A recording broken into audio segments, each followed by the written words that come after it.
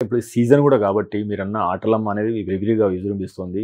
ముఖ్యంగా స్కూళ్ళు పిల్లల్లో ఒకరికొస్తే ఇంకొకరికి జరుగుతుంది కదా! సో, ఈ నేపథ్యంలో అంటే దీని దృష్ట్యా అసలు ఇది ఎందుకు వస్తది? ఇది వచ్చినప్పుడు జాగ్రత్తలేం తీసుకోవాలి?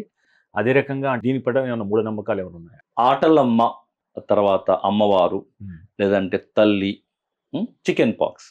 సో, నీటి బుగ్గల మాదిరిగా ర్యాష్ వస్తుంది. ప్రధానంగా శరీర లోపడి భాగంలో మొదలై బయటికి వస్తుంటుంది. సో, అదర్‌వైజ్ కొంచెం జ్వరము, కొంచెం ఆకలి తగ్గిపోవడం, పిల్లవాడు చికాకు చేయడము, కొంచెం జలుబు లాంటి లక్షణాలు ఉండొచ్చు. మామూలుగా ఇది తనంతట తానే తగ్గిపోయేటువంటి ప్రాబ్లమ్. హుహు.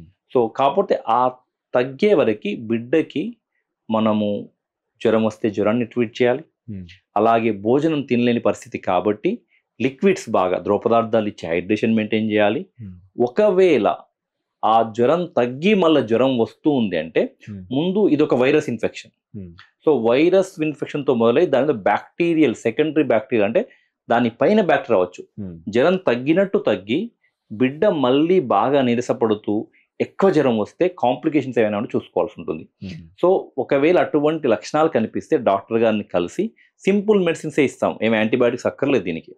సో, ఇచ్చిన తర్వాత అంటే ఎక్కడికి పంపియొద్దు. స్కూలుకి గానీ, ఆటలకు గానీ, లేదంటే ఎనీ గ్రూప్ యాక్టివిటీస్ కానీ పంపియొద్దు. Because it spreads easily. Hmm. పంపియకుండా రెస్ట్ ఇవ్వడము, ఫ్లూయిడ్ ఇంటేకు, మామూలు సింపుల్ మెడిసిన్ ఫీవర్‌కి పారాసిటమాల్ లాంటి మెడిసిన్స్ ఇస్తే సరిపోతుంది. ఇక మూఢనమ్మకాలు అంటే కొంతమంది అంటే జనరల్‌గా కొన్ని పసరు మందులు గానీ, అమ్మవారని జెప్పేసి కొన్ని రకరకాల అంటే ఈ వేపాకులతోని ఇట్లా చేయడం ఆ! ఇదంతా ఆ! చేస్తారు కదా సార్. అది ఏమైనా చేస్తారు. వర్క్ అయిద్దా అది సార్ అది? అదేమ ఎందుకు ఇవి తగ్గుతాయని నమ్ముతారంటే, హ్మ్. ఇది సహజంగానే తగ్గిపోద్ది.